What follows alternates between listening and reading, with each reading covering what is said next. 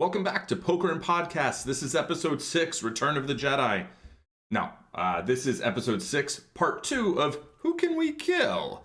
Which is an episode that we're going to explore, the relative value of different lives, not so much the objective value, of which I kind of think there's none. I'm kind of a nihilist, but the subjective the subjective value, which I actually think there's tons, and I value all lives. And yeah, we talked about that whole slogan thing last time, so we won't get back into that. But we're talking about aliens and robots and non-human animals, and Matthew keeps using the word we, which I will say I do not feel includes me, even if it is intended to. I don't particularly identify with the human species, although I recognize that that is where my DNA comes from. So here we are. We are going to get into the podcast in just a moment. Since I made the Star Wars reference, I did watch Phantom Menace last night, or I should say I watched about 30 minutes of Phantom Menace while fast forwarding through all the super racist bits. And I'll say there's a good 20-30 minutes in that movie of like quality content and some other stuff. It's so racist. But if you love the movie. Just maybe be conscious of some of the horrible stereotypes and whatever that they get into. And I'm sure there's a podcast episode on that on Star Wars Universe podcast, hopefully covering some of that stuff. We'll probably talk about that when we get into the Kenobi series, which is going to be very soon. That comes out I am recording on Monday morning, and Thursday night I am going to be watching the first episode, and I guess the second episode, and then we'll be recording live Friday at 1 p.m. Pacific time on Friday. So yeah, tune in for that. I think that will be on my Twitch channel, ZenMadman on Twitch. And let's get to the podcast without any further ado, because that was much ado about not a lot to do. Right.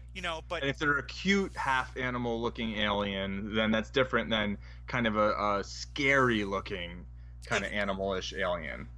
Yeah, so this is, we're talking about when it comes to aliens in TV shows and movies and I guess books, how those aliens look, I think has a lot to do with how the audience is expected to value their lives, really, right?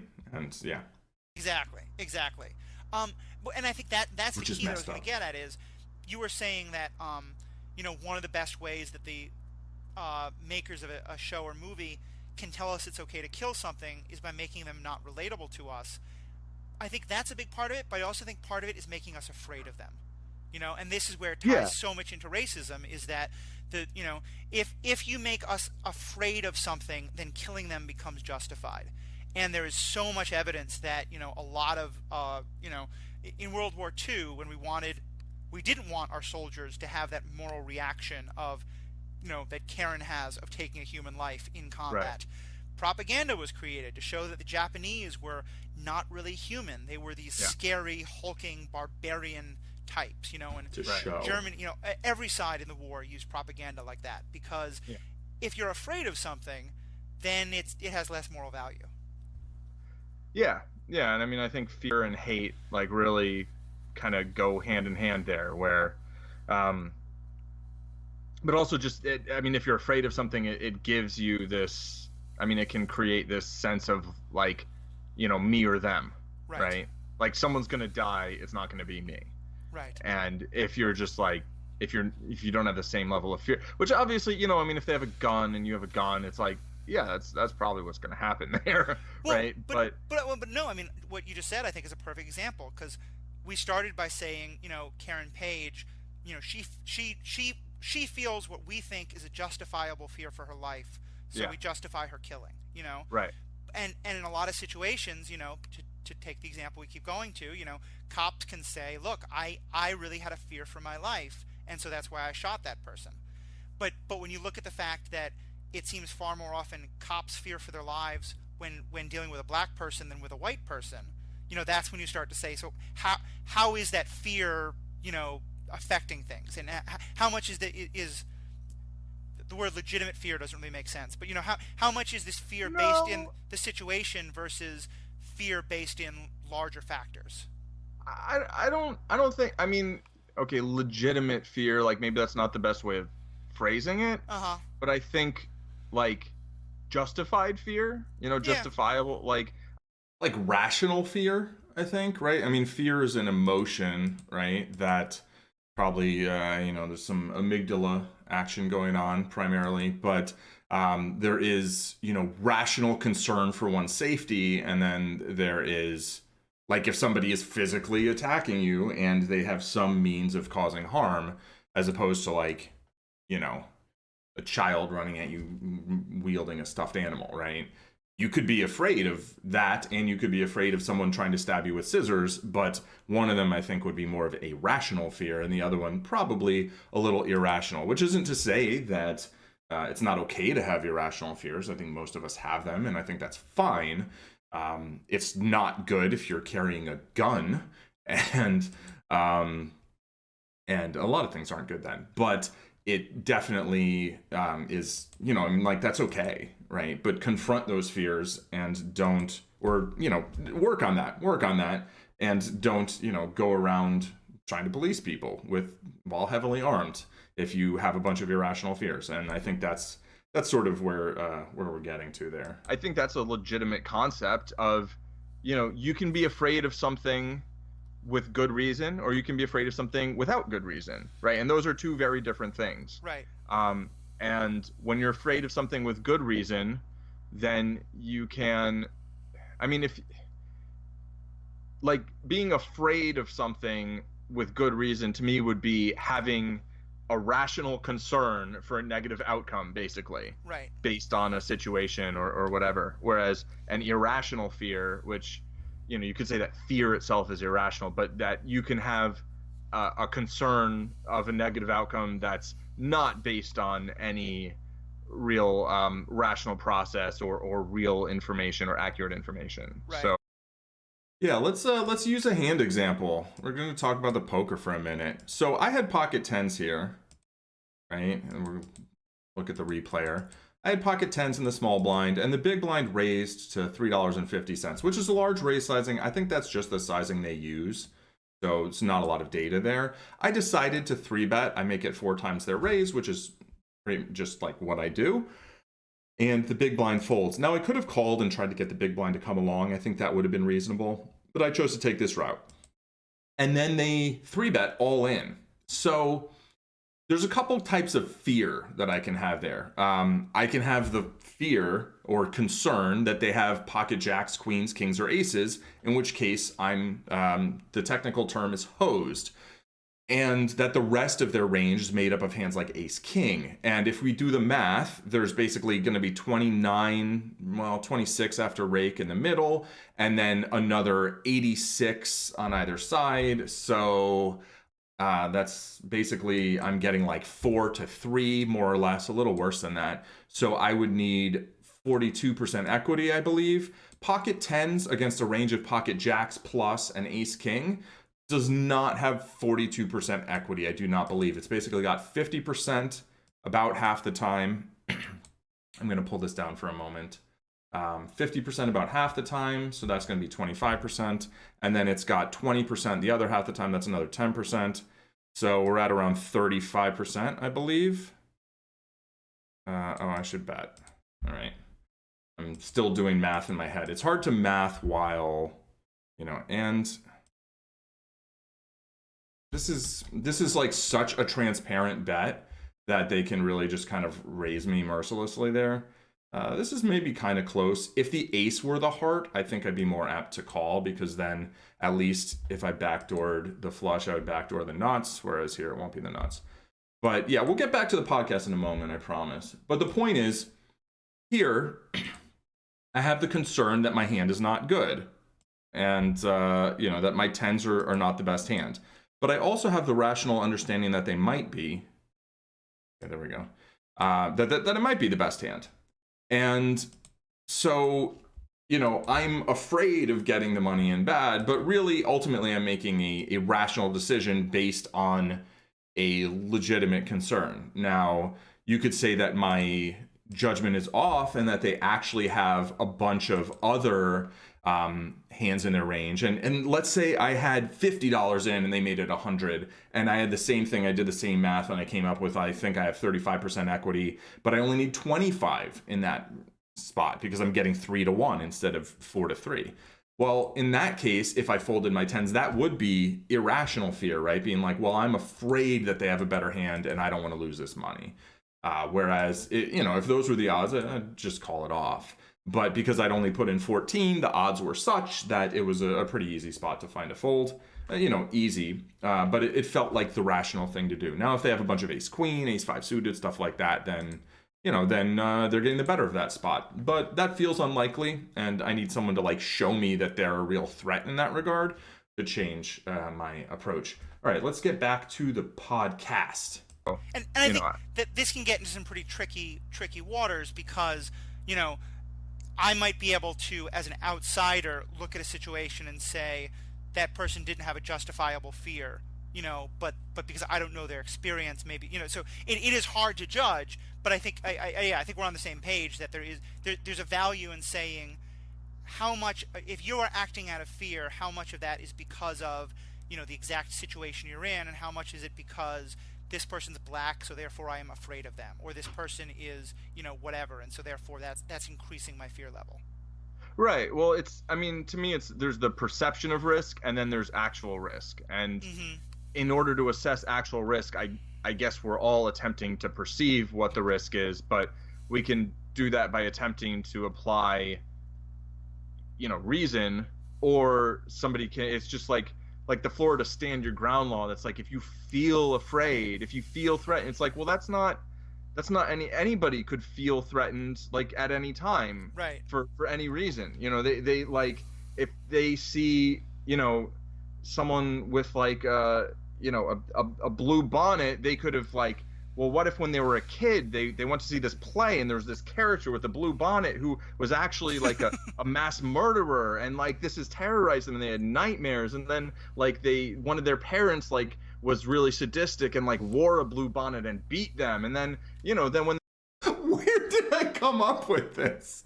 I love it. They're adult, it's like, okay, well, that's all in the past, but then they see someone on the street with the blue bonnet and they attack them. It's like, well, I felt threatened. And it's like, well, okay, we can understand like how this particular person with this absolutely ridiculous backstory that I just made up on the spot like got to that point where we understand why they are afraid. You do, right? Why you do realize you just threatened. cost us the ability of ever being sponsored by a blue bonnet maker. So there's Matthew, always thinking about those sponsors. I'm just kidding.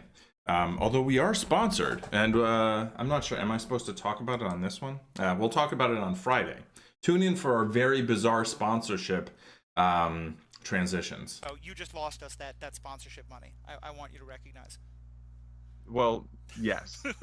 Isn't there a blue bonnet? Isn't that like a ice cream cup? Yeah, maybe that's Blue Bunny. I don't know. Anyway, whatever. But no, I can live with that. I think that 2 pennies over the next 10 years is your fault. But I think you're exactly right. And here, look at this. I'm going to praise Ultron. I think that's something that movie actually captures well, is that, because basically what we're talking about there is PTSD of various kinds. Tony, yeah. And Tony has, I think in some ways what we could call a pretty legitimate fear. Certainly has a very legitimate reason to be very afraid. But then both Ultron and, to an extent, Civil War are in large part movies about Tony and other people like Tony being willing to go to incredible lengths that in a lot of ways seem really problematic based on that fear. And in Suicide Squad, which I just wrote about in an earlier article, to me that's part of what makes Amanda Waller such a fantastic character. Because she's doing things that in the end we might say, ooh, I'm really not okay with that, but she's doing it because she's afraid. And after watching Superman and Zod blow up a city fighting with each other and then Superman die, I don't really know if, can we really blame her for being afraid? Yeah, no, I don't think we can blame her for being afraid. I think we can criticize her response or her actions that she took based on that fear, you know? And getting us back to the main topic, I think, so that becomes again the like, okay, so is killing someone because you're afraid of them legitimate? Well, probably not, but it's a good way. Definitely not. Definitely not. But I mean, legitimate. I don't know what legitimate means, but like, yeah, like don't kill people. If somebody actually like, I mean, I already got into it, right? But the point of like, if you can't accurately assess what is or isn't a threat, then that's a big problem, right? And yeah, it's like whatever level of violence I think is reasonable to use is based on the actual level of threat that you might be under, or that somebody else might be under, that you're trying to stop whatever violence. And if you can't assess that, then there's a problem, and bad things. People do bad things then. To get the audience to sort of forget about that. Right. Yeah, for sure. I mean, yeah, I think definitely not. Like, I think, well, okay. If I think someone's going to kill me, and I think the only way I can stop them from doing that is to kill them, like, that's what I'm going to do, And someone else might not make that choice. But if the reason I think someone's going to kill me is a totally irrational thing, then that doesn't make my action is no longer justifiable, right? If there's an irrational reason for having that fear, and it's and yeah. Go ahead. I was gonna say. Well, I just want to say there's a difference between like understandable and justifiable, and like, oh, we don't need to hold you accountable for it. Sure. I mean, like, to me, I think that the people of Earth being afraid of unchecked superheroes is an understandable fear. And given what I've been reading about, what's happening in the Philippines, I think being afraid that the drug dealers and the criminal, the criminality that is happening is quite literally like putting the lives of everyone in danger. I think that's a legitimate fear. But in both cases, I think that's to me where it becomes important to ask, like, just because the fear is legitimate, what does that mean? It doesn't mean that any response to it is also legitimate. Right. Yeah. Well, and so let's we've already gone a while, so I don't want to take too much longer, but I do want to explore. There are 47 minutes left in this podcast. Or just a couple more examples of this. We talked about kind of robots go ahead. Can I just throw in like 2 points that I had hanging? Sure. And it's probably at least half my fault that these things go so long. One was when I brought up the Marvel Netflix and like referenced Black Lives Matter. It was, I guess, spoiler alert. Yeah. Like, don't be a wise old black dude in a Marvel Netflix series. Oh, it is so dangerous. It is really unfortunate. Yeah, and it's just like, black characters just get killed off more often. Yep. And I think it's pretty clear like what the reasons are for that. And I really hope in Luke Cage there's like a wise old white dude and like he gets knocked off, and it's like, just make it even, Spoilers for Luke Cage, it doesn't get better. It's fine, you can kill some wise old people like Obi-Wan Kenobi or whatever. But after years of the really problematic magic Negro stereotype, let's have a magic honky. What we need. Why not? And I want to just say on that, there was a panel, and I think I wrote about this on the blog. I certainly tweeted about it a while ago. But I went to a panel that was done by black activists talking about comic books and superheroes and the like. And I brought up a question about Civil War. And there was a lot of great responses. But one of the best, I thought, was she said, listen, a major plot point of that movie is that the whole world stops and notices because 10 people from a fictional, very rich, very African country have been killed. Right. And that if those 10 people were from Senegal or Sierra Leone or any other country that doesn't have the military and the finances and the economic power that the fictional country of Wakanda has, that never happens, So it's interesting because I think Wakanda is portrayed as being perceived by the outside world as not being this powerful country, as not having, that's like the entire plot of Black Panther, right? But it's possible that when Civil War came out, that was not clear, right? I mean, we just saw T'Challa and T'Chaka and some of the Dora Milaje, and yeah, so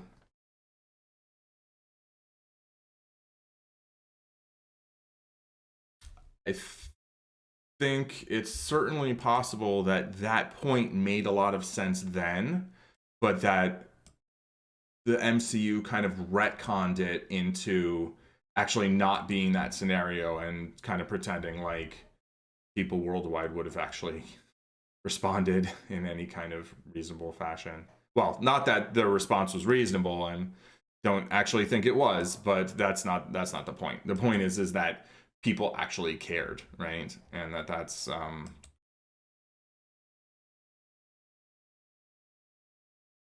am I trying to bet this? Yeah, I'm getting a little lost actually, but because I feel like weren't there like some Americans abroad who died there, and that was a big part of. I'm not sure. No, I guess not. All right, back to our regularly scheduled programming. Like that I thought that was such an her point was like, look, we have to basically make up a country in order to like imagine the idea that deaths of African lives could mean this much to the world. Yeah, totally. And similarly, it's like the whole like basically all of Sokovia gets destroyed, right? Yep. In Ultron, and like that only is like really a big deal because like some of them were American. Yep. And like, and yeah, so I thought it was cool that they made like, the woman who in the comics is so annoying. Oh, wow. Yeah. But in the film, like, she was fine. She goes and she gives the picture to Tony Stark of her kid. And you're saying the person whose son died in Segovia. Yeah, right. In Sokovia. Who and her, she's black, her son's black, right? And that was a change they made. It was just this random kid, with like a kid. I think it was like a school kid, and it's like a white mom in the comics. But like in order to like make it a black mom and a black kid, he had to. What you said? I think like, he was going to MIT or yeah. I mean they right.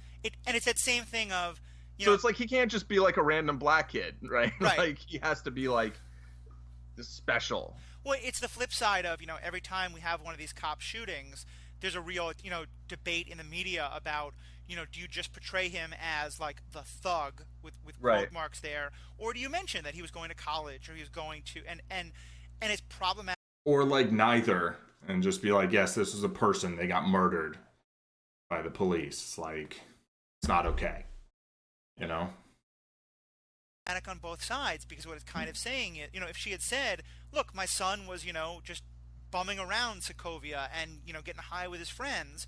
Yeah. Somehow that isn't going to matter. That life doesn't matter as much to Tony Stark. Right. He was just backpacking through Sokovia for whatever. No, he was there doing some like, human aid work, and he was gonna, go to college in the fall, yada, yada, yada, or whatever it was.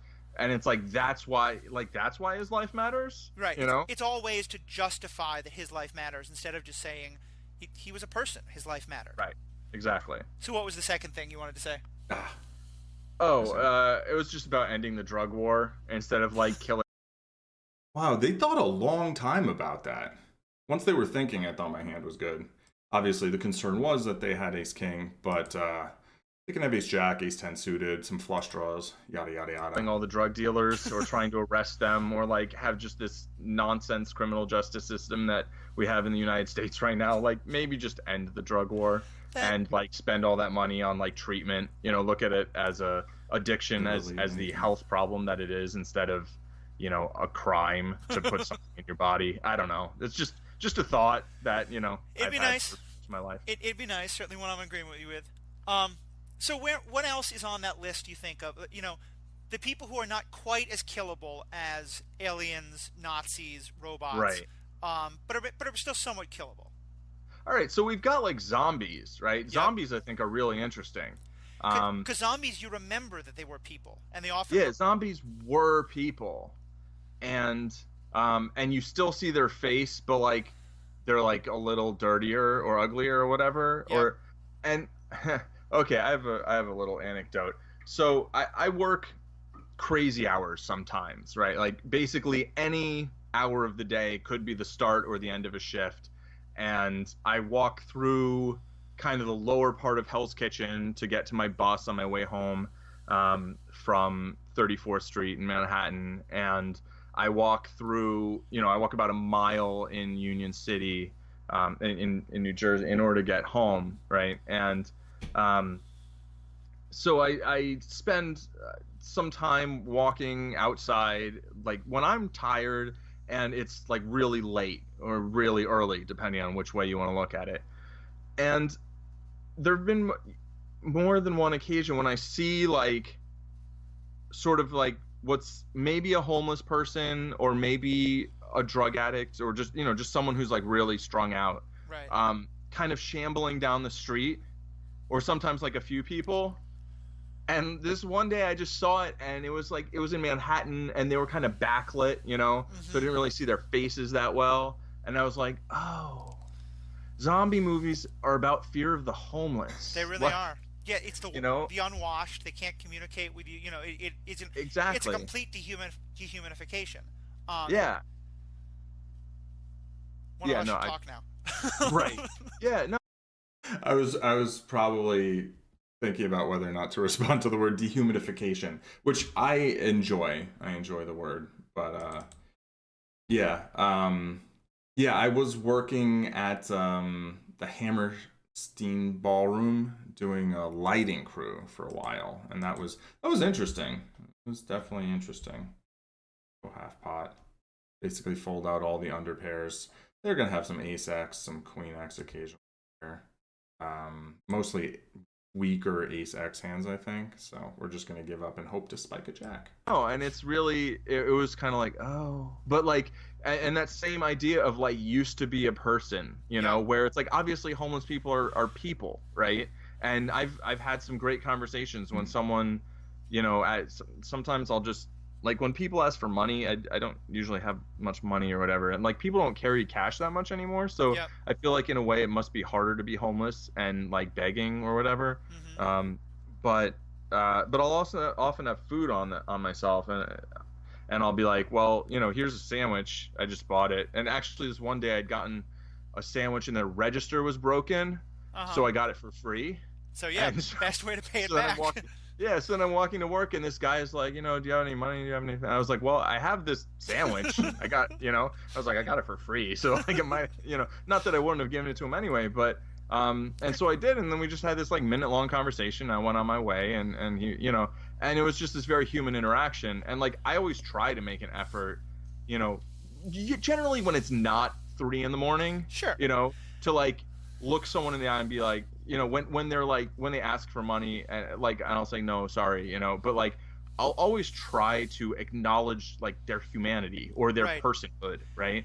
And I just think that's important, because I think people just walk by them and don't look at them and don't treat them like people, and that just makes everything worse. And I think that's a great example, because I think I'd never thought of that, but I think you're right. That's a part of what zombies tap into, is that fear of like the shambling, walking, slowly, and also just that the sense of there's so many of them, Right, exactly. It's this overwhelming like horde, and there's always another, and then that plays into Suicide Squad in a moment, but well, we'll talk about that, and then I don't want to get to the flip side of Undead, which I think is mind control, but I'm gonna get to one more thing in that encounter that I was talking about, where I like realized that that's what sort of that's a part of, anyway, like sort of zombie stories, is like this kind of like fear of the homeless, fear of the great unwashed or whatever. Like, is am I gonna bet this range or Ruth range?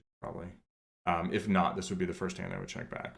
So I was working lighting crew, right, which I think I said, and we got to take home like the centerpieces from like these various things, and so it's this like big glass thing with like all these flowers that, you know, they spend tons of money on, but then the event's over and everybody just goes home. And so I'm carrying this huge glass, you know, vase with like, you know, beautiful flowers in it and whatever. And I'm walking and I see this guy, you know, who's, I mean, presumably homeless, right? And then this couple, like walks up to me and they're like, "Can we have a flower?" And I'm like, "Yeah, sure. Here's a flower." I wonder whether I'm supposed to call these. Not against someone like this. And then the homeless dude is like, "Can I have one?" I was like, "Yeah, of course." And so you know, I give him one, and like he just like it. I don't know. It felt like it had so much more meaning to him than like most things do to most people. Just where it's like, I don't know. I mean, if you don't have any money, like you're not going to spend money on flowers or whatever, right? And like maybe you're going to find some thrown out or whatever. But just like something that just like came from some, you know, some stupid event with a bunch of like millionaires there paying $1,000 a plate or some stupid thing, like. You know, it's like basically it's their leftovers, but it's like perfectly good, you know? And yeah, it was like a nice moment, although it also was courtesy of, you know, the horrors of society. Let's get back to the podcast. Talk about Suicide Squad. Yeah. Okay, so Suicide Squad, like, it's funny because, you know, worst heroes ever or bad versus evil or whatever, you know. The idea being that the main characters are not heroes, right? They're the bad guys. And so the bad guys are the bad guys partially because they just kill people, right? Mm-hmm. Like Harley killed Robin with the Joker. Like Deadshot kills someone right in the beginning of the movie because that's his job. That's what he gets paid to do, you know? Yeah. Killer Croc eats people, you know? Et cetera, et cetera. Like Diablo torched his family. Like they've done some bad things. They don't actually show them doing most of those bad things, which I think is interesting. Like I would have rather they just showed them like the bad guys being bad instead of being like, well, we need to make the audience sympathize. Just because we've gone for a while, I want us to get to the zombie part. But definitely there's a lot in Suicide Squad we can explore. Yeah, so the zombie thing is just that they don't fight people, but they don't fight aliens or robots. They fight people who used to be people and like got turned into these weird squishy face things, but like, oh, they've got watches. So I feel like in that movie they tried to make it really clear that they were killing people who used to be people, who kind of weren't really people. So I feel like they gave the audience kind of like, you know, feel how you want to about it. You know, like, yeah, these are the bad guys, so you can be like, oh, they're killing people, that's bad. But like, they're not really killing people, so you can be more okay with it. Like, they were kind of giving the audience permission to like kind of play both sides. And I think that's on the one hand like sort of clever, and on the other hand sucks. So. Yeah, no, I totally agree. I think it would have been there's a potential for something really great there, but I felt like they, instead of really exploring it, the way I do think that movie explored some really great things about villainy, which earlier podcasts and blog posts have talked about, and I think we're going to explore some more. But yeah, I think that was an example where they didn't really go into it as much as they could have. Another example, I think, you know, we've talked a lot about Daredevil, for the most part, being awesome because he really sees the humanity of the people he's having to kill. In the second season, they make it easy for him by giving him hordes of nameless, faceless zombie ninjas to fight. Right. You know, I mean, like, one of the things that I love in the first season is that almost every one of those people he fights has a name. Like all of the the members of Fisk's squad, you know, we hear, you know, we get little stories about the different Russians in the cab place and like all the guys who are working for the some of the others.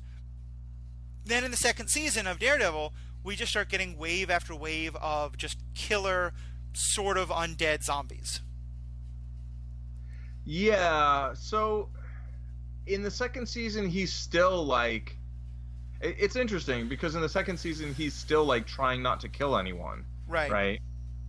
But like to the point where he almost gets someone killed to keep them from killing someone who's trying to kill her, which is like really, dude? Right. Really? And that's sort of where my, I feel like, okay, I really do like how Batman is like, no, I'm not gonna kill people and whatever. But like, that's like in Gotham and in the things that he faces, it's just not the same sort of set of. Yeah. I don't know, like that, for some reason in Daredevil that really bothered me in season 2.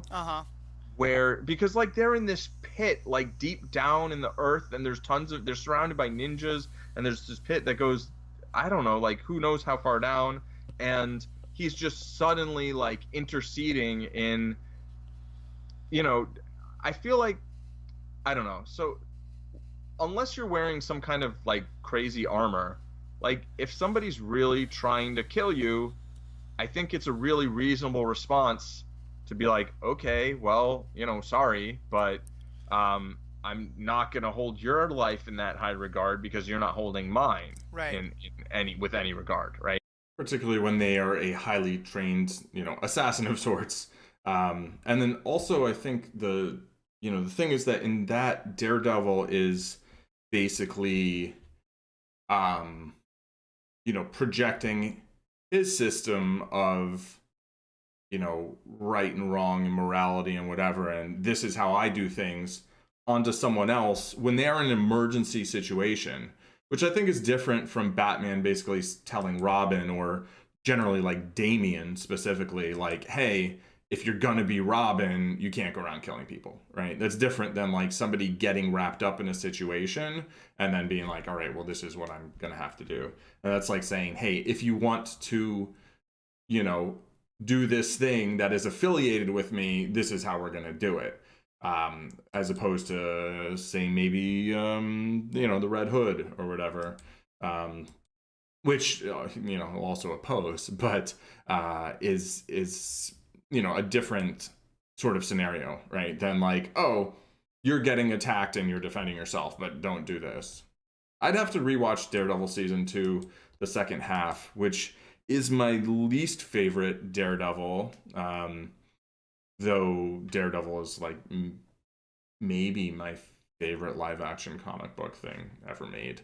So, it's the least good of the best, which kind of makes it frustrating, but yeah, I'll have to rewatch it.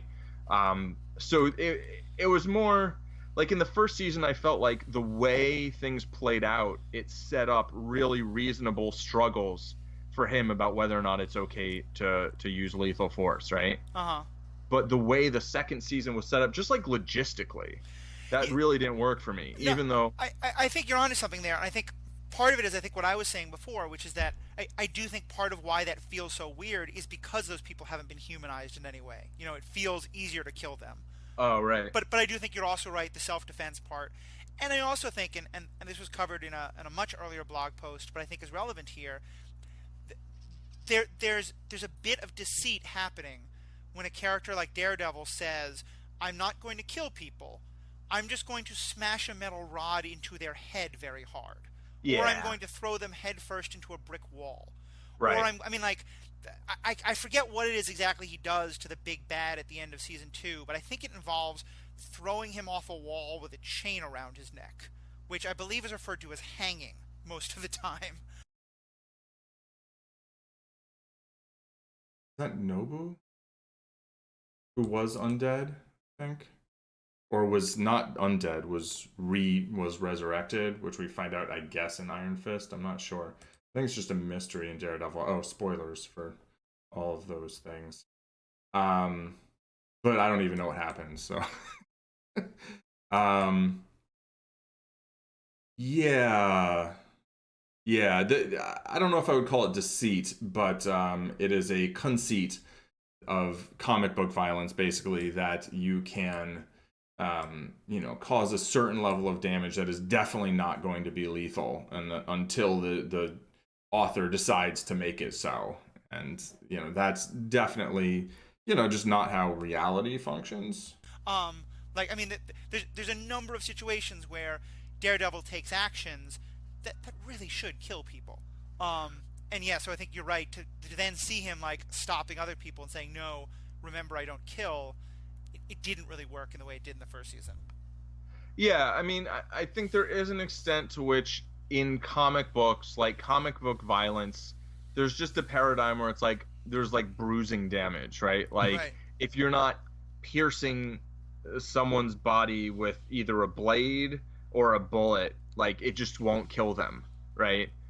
Which of course is nonsense, like in the real world. And I mean, that's one reason that like when we talk about things like police violence or police, killings, I do feel like while there is a whole lot of truth on the side of like lethal force is used far too indiscriminately. At the same time, there isn't like non-lethal force isn't really a thing. Yeah, I mean, there's lethal and there's less lethal. The chokehold that Freddie Gray was put in is defined as a non-lethal move. Oh. Like that chokehold, I could easily imagine Daredevil. Oh, that is gross. Well, we got it in good. You can't do more than that. But yeah, there's highly lethal and there's less lethal, and that's, I think, an important distinction, and there's an important difference. But that it's shades of doing that to someone and claiming that in the comic book paradigm that's not lethal. Right. And as we saw very clear evidence of in the real world, it can be a lethal action. Yeah, and it's less lethal than putting a bullet in someone, but that doesn't mean that it's non-lethal. And the same way, I mean, stun guns and, just... I will say that on the subject of chokeholds, I believe that there are different holds you can put someone in, and some of them are much more likely to be lethal than others, and that in those cases, I think they were not... I mean, I don't remember all the details of all the different horrific cases, but I do know that, things get banned and then people do them anyway, and people don't do them properly, and you have to wonder sometimes what the intent actually is, and if the goal really was non-lethal submission, there are much less likely to be lethal ways of doing those. Unfortunately, that's not what we see. Punching someone, right? Yeah. There was a guy punched a security guard on the plaza of my old building, and the security guard had a heart attack. Yeah. So a punch is generally, a less lethal way of striking someone than like stabbing them or than shooting them. But you can still kill someone with a punch. If you hit them in certain ways, you can directly do it, or you can hit them and they can have a physical reaction. They can have a heart attack. And so I think that it's one of those things where I think people have a lot of trouble often in situations where a real honest discussion would have a lot of nuance to it. Yeah. Right? But what happens is you have one side saying, hey, this thing is a big problem and you're ignoring it, and then you have another side taking some things that should be nuances in a conversation that would begin like, yes, we acknowledge this is a problem. However, there are also these other things that we should talk about, and we should have a real honest discussion about this.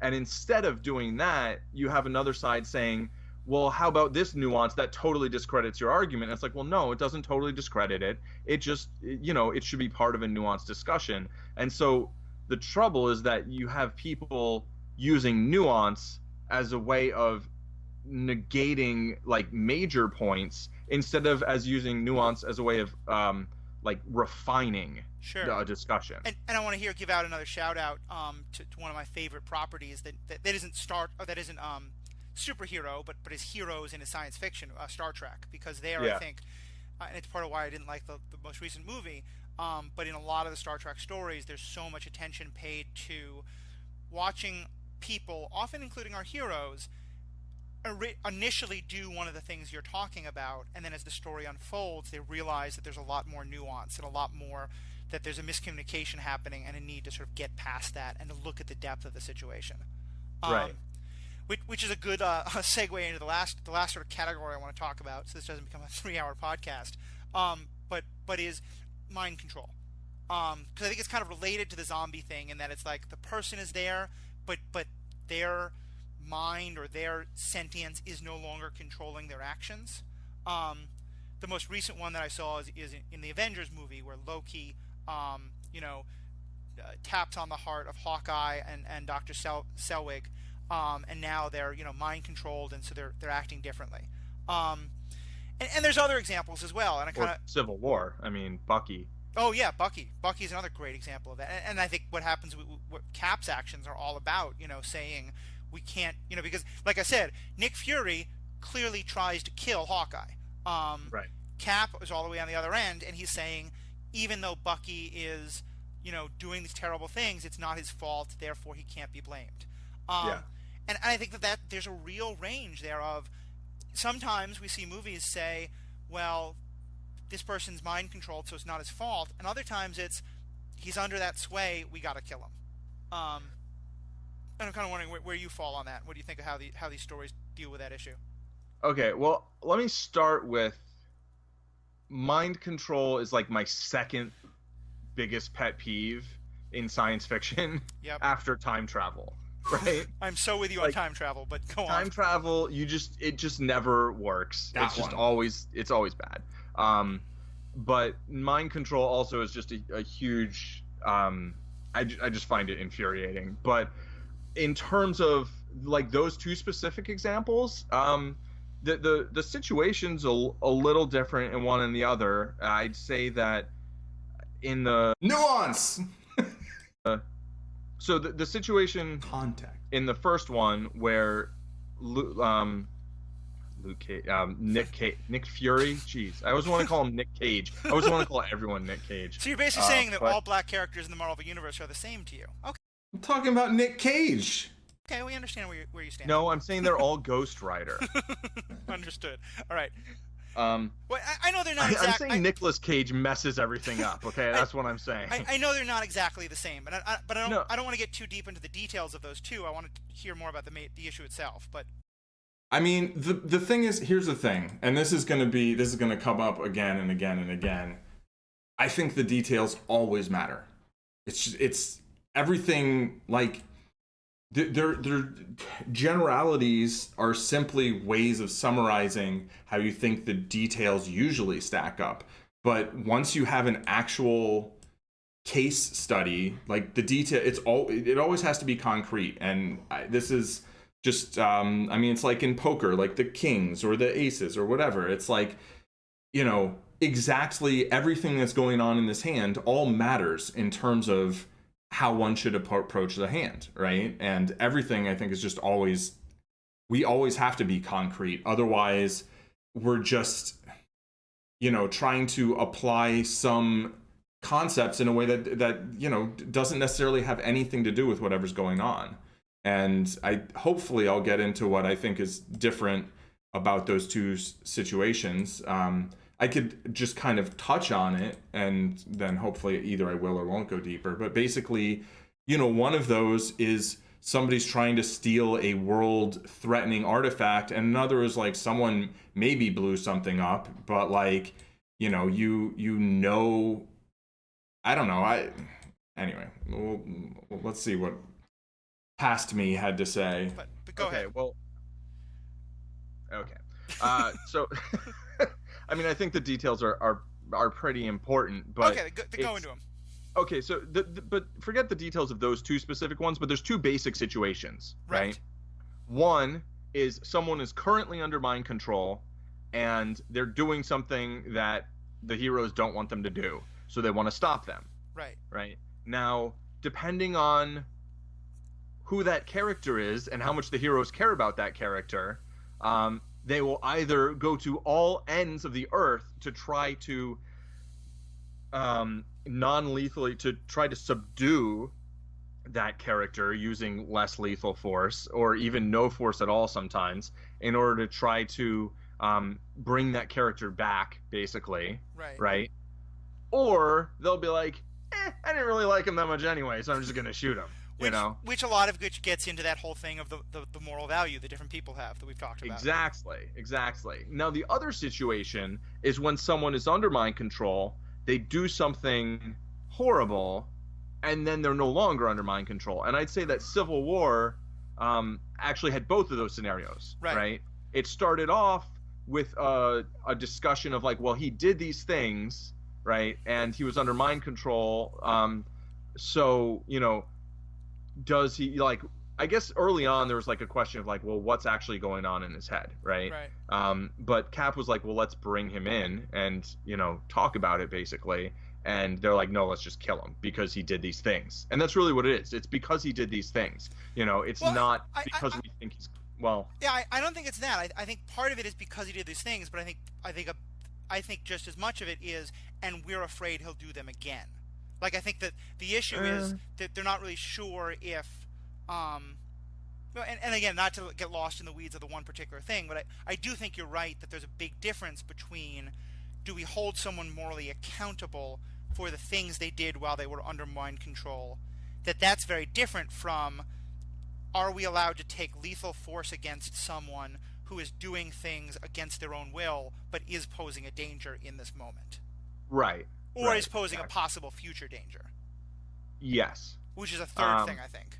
Yeah, I think so. And I'd say that in Civil War, honestly, I found that whole thing one of the weakest points in the movie.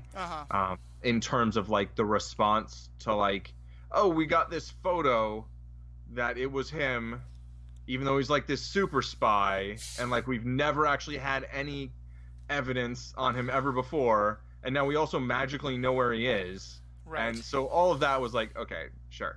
But whereas at the end, the whole thing with him and Tony and Cap, I found much more compelling, Right. And that I think really gets into the like, well, do you hold someone responsible for those things? And if is their life suddenly less important because they did certain things? And I don't know. I think I'm losing the thread, but And I think the question of even whether that person did those things or whether their body did them through the will of somebody else is a distinction I would make. I think that there's something really good there, because I think it's part of why I so like that ending, because I think I've talked about this before in a blog, but I love the fact that in the American criminal justice system, if someone were to murder me, the court case wouldn't be the people who love Matthew against this killer. It would be the state of Wisconsin against them, because the idea is that the state of Wisconsin thinks that the world is a worse place when someone can kill me, but isn't emotionally there's no emotion felt by my death. Right. And I feel like, to me, there's a big difference between I'll just throw out as your friendly neighborhood anarchist, like I don't know, that concept doesn't really do anything for me. But I hear where you're coming from, Matthew, and I respect that that's an important distinction to you. Society hold Bucky Barnes legally culpable for the actions he took as the Winter Soldier and punish him in a legal way. That's different than Tony Stark is looking at the person who killed his parents. And is he might, I think even Tony Stark might be like, no, I don't think the legal system should do this, but I have that emotion. I personally look at you as a person who killed my parents, and I can't get past that, and I don't want to get past that. And I'm very angry and not all that emotionally mature. Yeah, well, yes, that also true. I mean, there's a lot of unfocused, undealt with issues there, but I think that's important, because I think it shows there's two, and I think both of them are wrong, but I think, because personally I think holding someone legally culpable for something they did when they weren't in control is really problematic on any level. Yeah. But I think it's important to sort of explore that there's a difference between just being angry at the person versus coldly, rationally making a legal decision of responsibility. Yeah, for sure. But now go to the other end. So with someone like Hawkeye or Dr. Selvig, fully formed people who we've come to love as heroes, and now they are clearly doing Loki's bidding, where do they fall in, what's okay, where are they on the killable level? Right. Well, I mean, Selwig is, I mean, in terms of the audience, right? Selwig is a character, and Hawkeye's not really yet when he's like barely been introduced. Oh yeah, that's right. We don't right. see him. I mean, he was in Thor for like a second, and they filmed it he was later. in the very beginning of Avengers, and it's like, for more on Thor, check out the Marvel Movie Minute podcast that Matthew did a season on Thor with them, with Andy Nelson, and I joined for the credits, actually. Oh, that's an okay turn card there. All right. Oh, this is this character. Okay. Oh, now he's under Loki's control, and it's, I mean, to me, it's the same. In terms of like, I'm gonna fold the king queen because I want to figure out how I want to deal with this. Let's see, this, make this like that. I'm gonna go kind of big there and just rip the river. I mean, if they have 9-10 suited or like pocket jacks or pocket aces, so be it. So be it. Like, from an audience standpoint, I'd say that when a character that the audience has been basically told to like is under mind control, it's like, no, you're not supposed to kill them, right? Heroes aren't supposed to kill them. When a random person is under mind control, it's like, if you have to, you have to. And I think that's definitely a double standard. I mean, as far as where those characters fall on the scale, I don't know, but a mind-controlled random person definitely is pretty far down on the scale compared to a mind-controlled like main character or whatever. No, right. You can't. If you're going to kill that person, it has to be this big emotional tear-jerking, oh, there's no other way, kind of thing. I mean, and the movie actually explicitly names that, in that Hawkeye, Loki-controlled Hawkeye winds up having a fight with Black Widow, right, who has a personal connection with him. As she says, she owes him a debt, and thus, she seems to not want to kill him. Yeah. She wants to bang his head really hard into a metal pole, right. Which, as we've established, there's no chance of doing any real damage that way. No, that can't hurt anyone. It's just going to free him. Yeah. But yeah, you do wonder, like, if that was... It's a liberating technique. If that was Iron Man fighting him, or even Captain America, right. Would that same thing have happened? And just circling back, kind of, I do think that's... I think you're right, mind control is so often so badly done. I think the only time I've really seen it done wonderfully well, and again with a few inconsistencies, but still so well done because it really wrestles with all these questions, is Jessica Jones.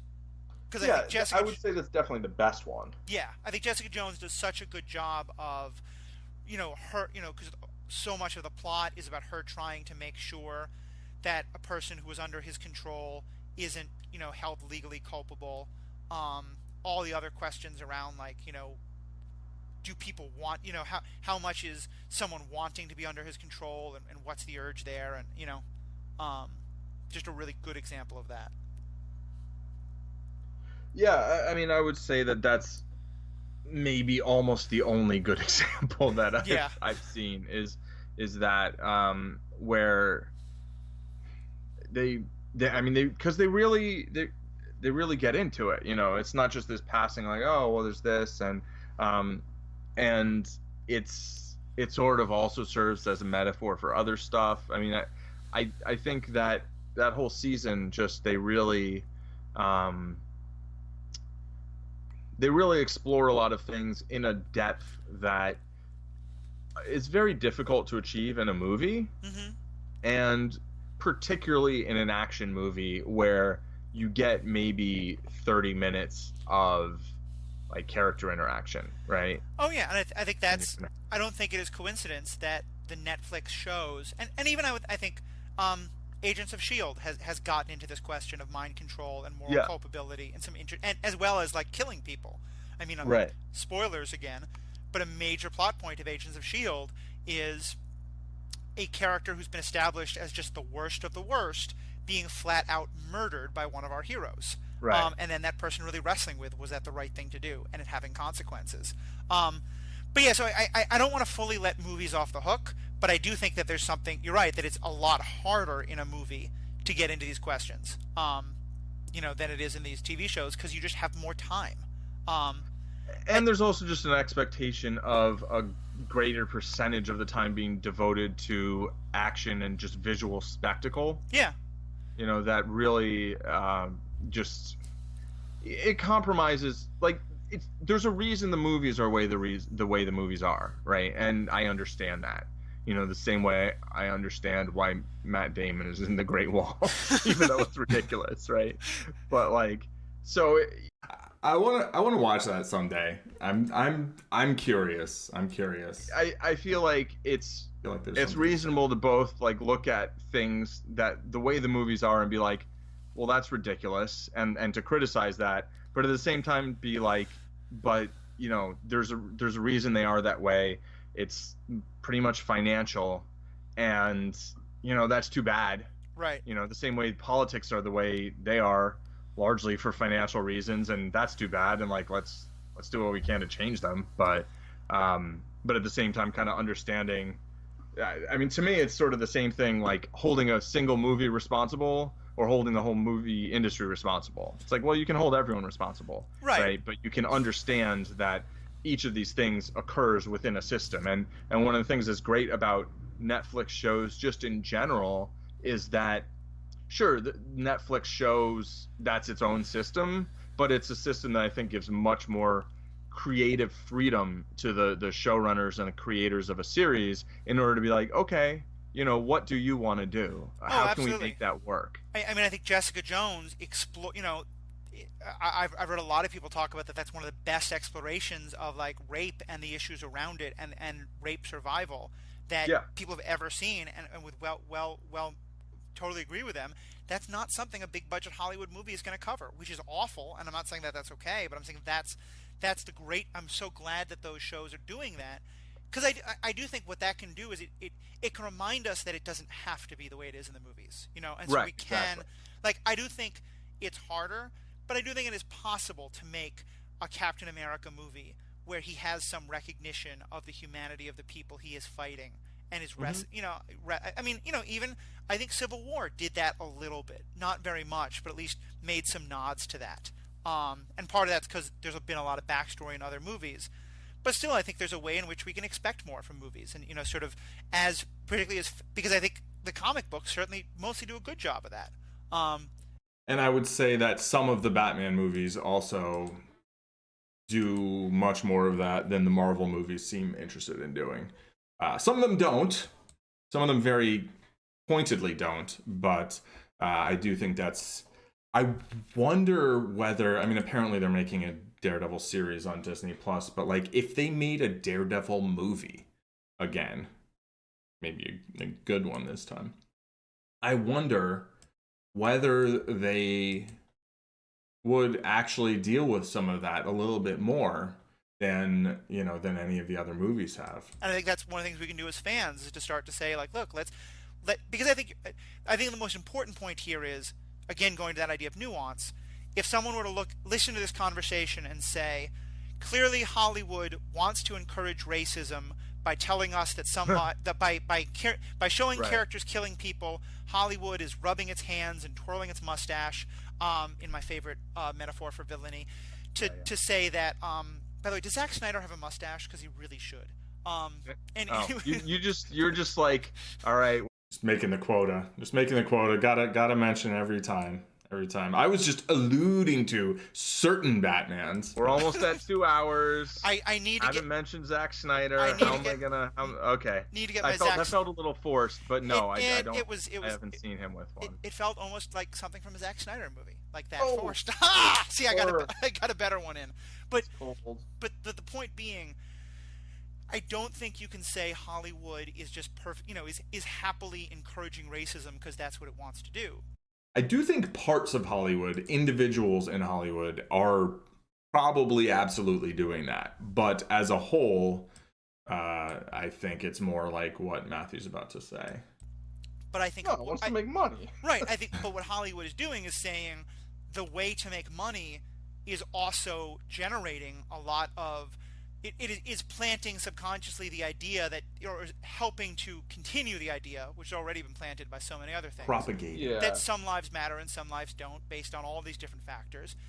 And if it makes us money, we're not going to worry about that. And I think that's that. And to me, that's the not that this. I want to sort of have a point to this episode, but I think to me that's where I wind up at this discussion is sort of that recognition of, this isn't being done intentionally, but still is problematic, and it's important for us to like listen to talk about that and think about it and think about how it can be better. Yeah, it perpetuates something that's already a problem, basically, and that's too bad. And I think by talking about it and maybe making films ourselves, we can try to not perpetuate it. And there are I think Luke Cage being a series that's great. Like, there's a chance that will have a very positive effect in these regards. But maybe it won't. Maybe they'll screw it up, and I'm sure they'll find their own ways of kind of sort of having some sort of a hierarchy of like who matters more than whom. Yeah. Maybe not so much, but at the same time, like, it won't be the same one that we've generally been seeing all the time. And I think that's good, and progress, I don't think, comes like in everything just suddenly changes because people don't see Doctor Strange because it doesn't have a Tibetan ancient one. I think progress happens gradually, generally, as new filmmakers come into the fold and get power and get to make big things, and sometimes as older filmmakers make new stuff with a new eye.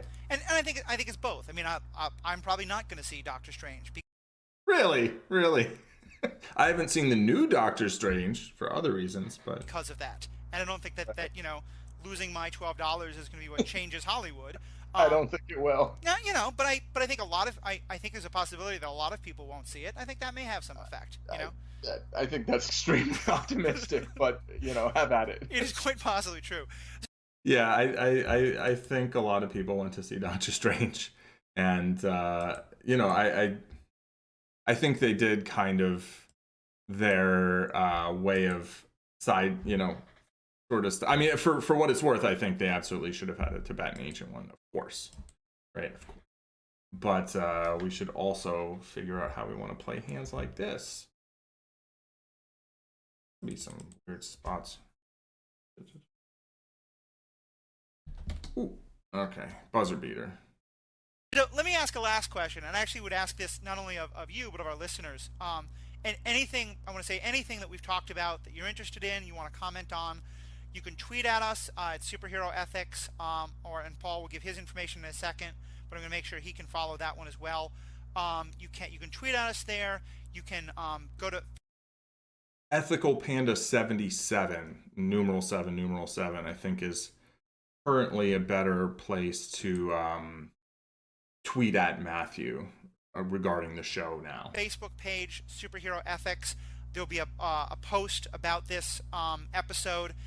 Tell us what you think. Tell us, what we got right, what we got wrong. What are the issues you see around heroes killing and when that happens. But in particular, I would love it if you know examples of this. And Paul, I'm going to ask you as well. Can you think of a time where there's a team-up movie like the Avengers or X-Men or something like that? They tank called. Sorry, we're going to have to take this. I don't think I get a lot of folds on this card. I don't think I get folds here. After that big turn bet. Yeah, I mean, maybe like if I just jam, but basically if a spade or a 3 comes, I can put in a bunch of monies. Happen on the flop, they want check call. Okay. Sometimes hard to focus on the two things at once. That's 7, even because we don't have a 7. All right, back to the program. Like that, where different characters seem to have different scales of who can be killed, and they argue about that. And I don't mean the Punisher versus Daredevil, where it's just, can you kill people in general? But I mean where one person's like, drug dealers, those are the one people who like I'm okay killing, and someone else is like no, drug dealers are fine, but it's zombies, those kill it with a time where there's that kind of where there's an exploration of the idea that these scales are subjective. Civil War? Huh. How so?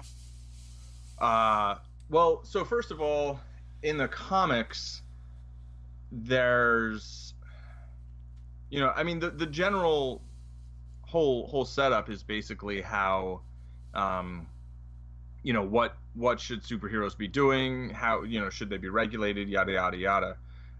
But there's a spot where I think the Thunderbolts or whatever, the ones who are working with the government, have already killed someone on like Team Cap, right? And Team Cap is obviously mad, and they're like, well, we have to go rescue all these heroes from prison. And then Punisher shows up and he's like, I'm gonna help you, blah blah blah, I know all this information, yada yada yada.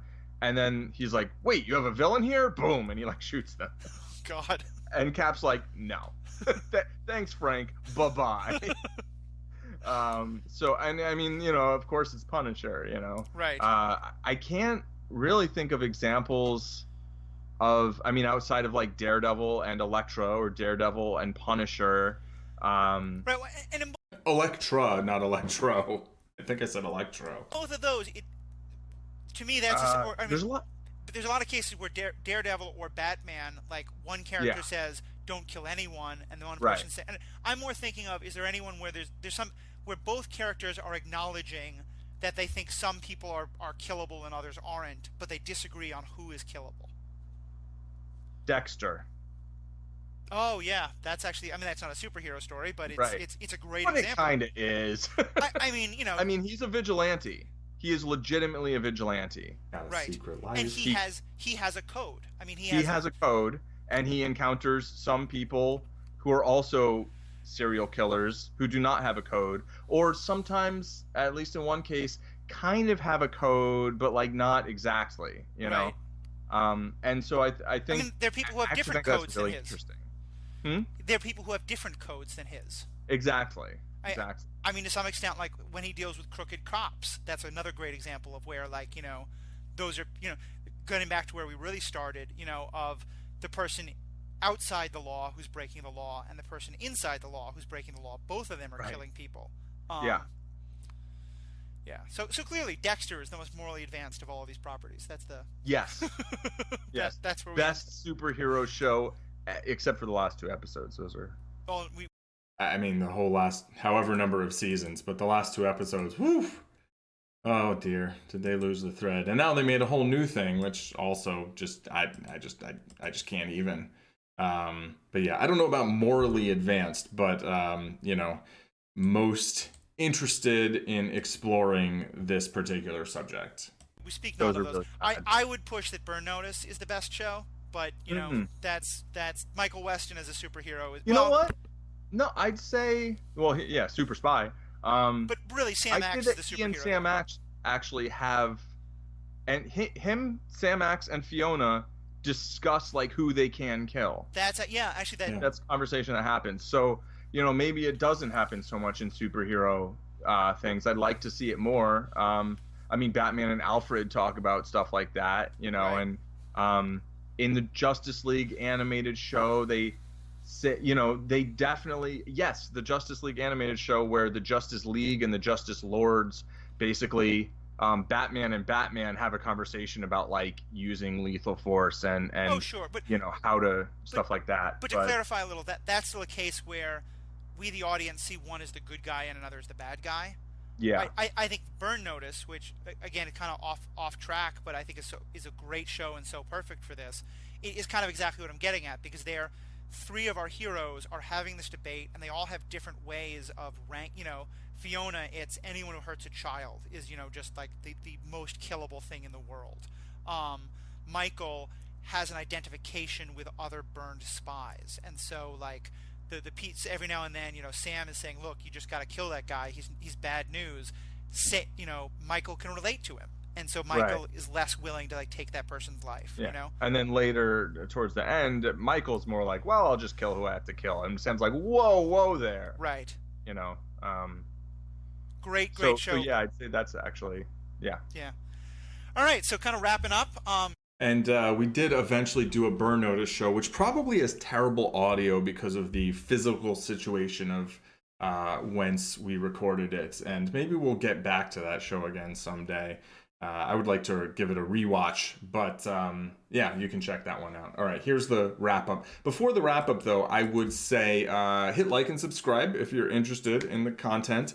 And let me know if you like this format and want to see more of it. I'm on the fence as far as making more of these. It's like kind of fun, but also kind of stressful. I don't know. I've broken my streak of winning a session every single time that I listened to a podcast that I was on. So that's a sign from the poker universe, which I don't really believe in. But yeah, let me know if you're particularly interested in having more of these, or if you'd like just as soon have a video that's not really that much of a video. We are going to be making new new recordings basically of us doing the podcast, right? Which I think is very different. And then you can see us as we're talking about this stuff.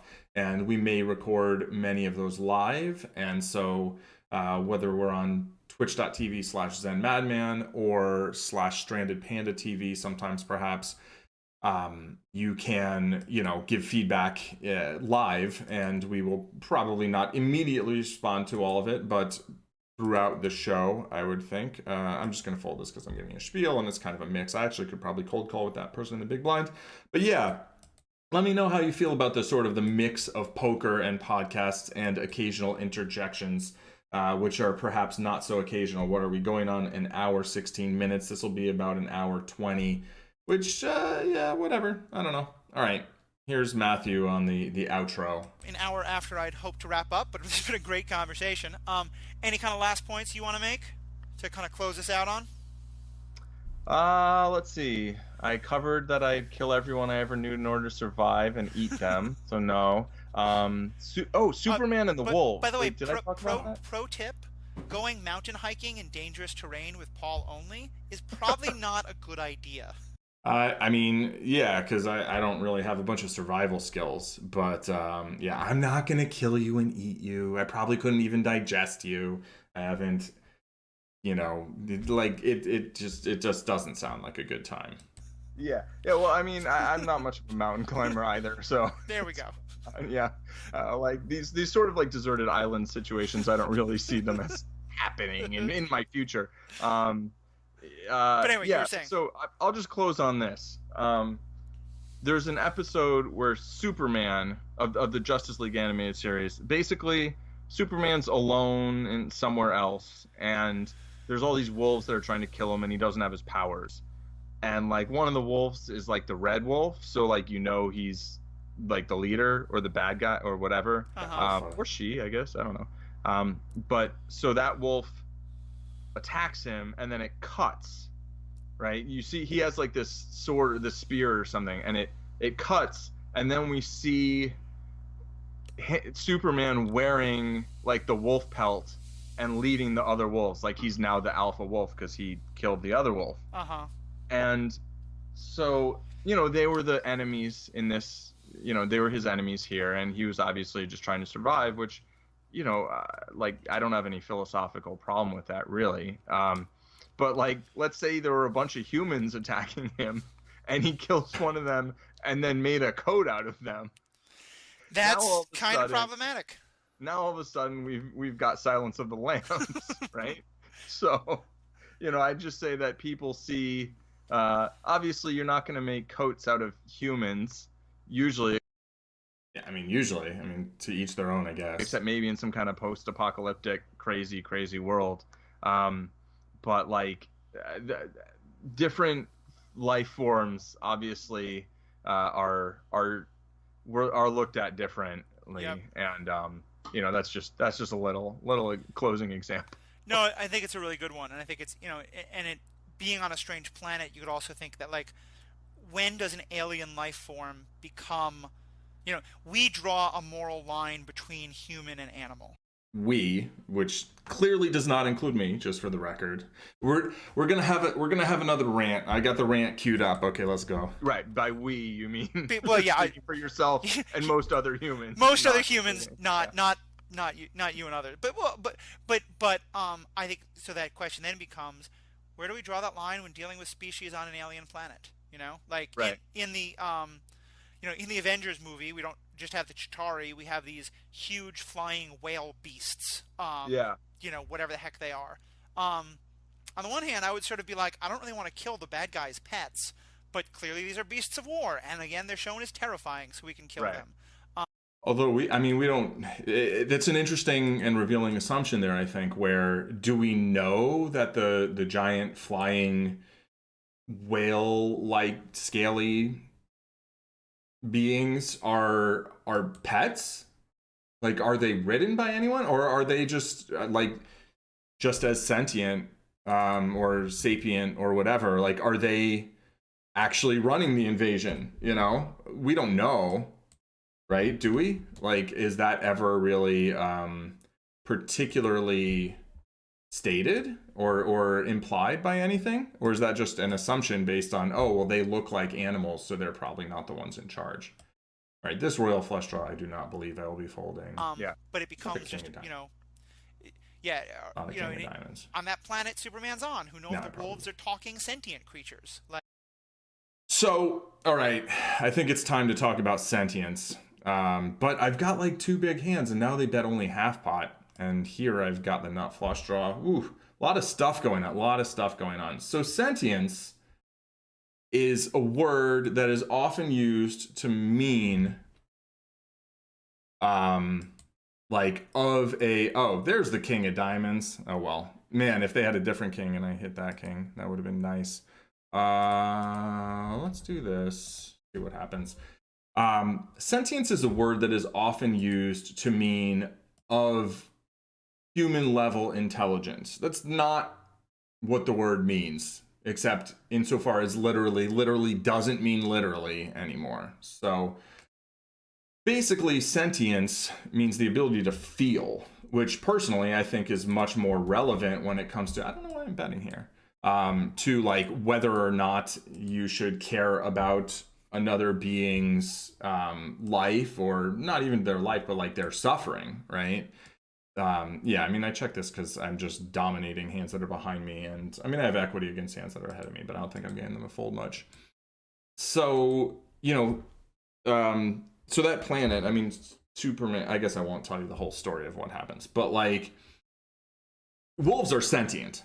Wolves are absolutely sentient. If you don't think dogs and wolves and other animals of a similar level of brain development have feelings, like, I don't know what to tell you. I think that just you're ignoring science, right? Like, what we understand about the brain and human emotion, like, is paralleled in animals. And so, wolves and dogs and cats and pigs and cows, etc., have feelings, feel emotions, right?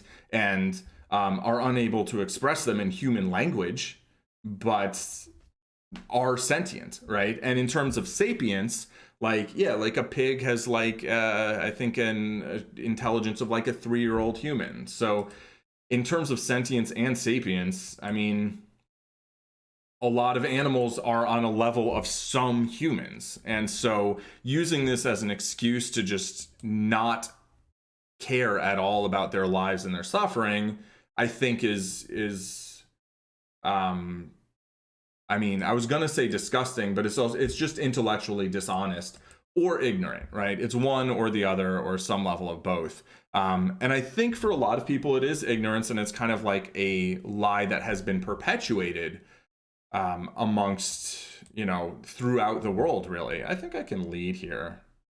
And that's, in order to go around killing and either profiting monetarily off the deaths, or I'm gonna fold this because I'm ranting, or to get some gastronomic pleasure or whatever. And, you know, going back further, just in order to, you know, feel comfortable with whatever your perhaps one of your only food sources was at the time, right? Like if we go back, you know, thousands and thousands of years, it's a different scenario, right? But now people basically are just propagating this fallacious notion that there is this really clear difference. And I mean, some people have whatever religious beliefs that sort of feed into that, and one could argue that that's one of the purposes for said religious beliefs, or one of the harmful things that can be caused by not so much just the beliefs themselves, but the systems, right, the dogma of those you know, organizations, basically. Having said that, there's also religions that have the opposite, right? There's religious beliefs that like all life is sacred, and that can reduce harm. And so, you know, you believe what you believe, but if you believe that animals are not sentient, like you're just wrong, right? Like, as the same way, like if you believe there is no coronavirus, you're just wrong. Like there is, it's a thing, right? You know, you can have whatever feelings or thoughts you have about how people should respond to it. That's 100% legitimate.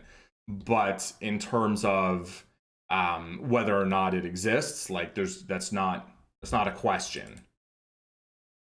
We're gonna pound this. I mean, they could have 6-5, 6-7. I feel like they don't have a set on a board like this when they just called the flop. So we're just gonna take the pot now. It's very wet. All right, rant over. Here's the outro to the episode. Right. If you later discovered that wolves were sentient creatures on that planet, would that action now seem even more terrifying? You know, right? Exactly. So. Well, great. Thank you again. And I had listened to the end already and knew that I didn't contradict that sentence about sentience.